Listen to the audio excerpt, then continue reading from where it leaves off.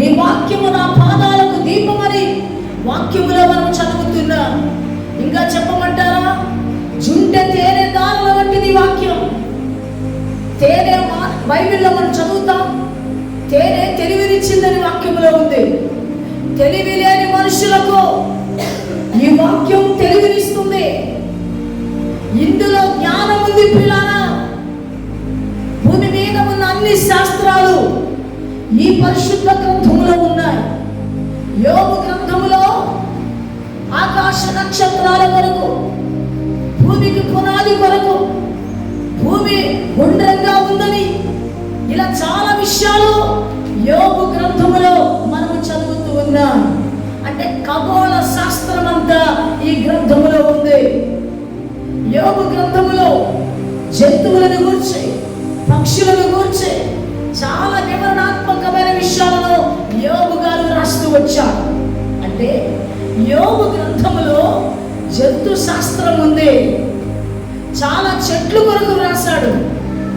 యోబు గ్రంథములో జీవశాస్త్రం ఉంది.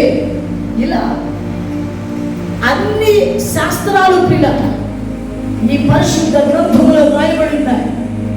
ఈరోజు ప్రపంచంలో ఉన్న కోట్ల మంది ప్రజలు చదువుతున్న పుస్తకం ఏదైనా ఉంది అంటే ఇదిగో నీ చేతిలో ఉన్న ఈ శ్రేష్ఠ గ్రంథమే.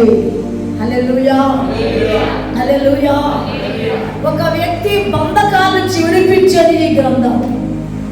ఒక వ్యసన పరుడును, ఒక త్రాగుబోతును, ఒక దొంగను, ఒక వ్యభిచారిని, ఒక మోసగాన్ని మార్చే గ్రంథమే ఈ పరిశుద్ధ గ్రంథమని ఈ ఉదయకాలపు వేళ నేను జ్ఞాపకం చేస్తున్నాను.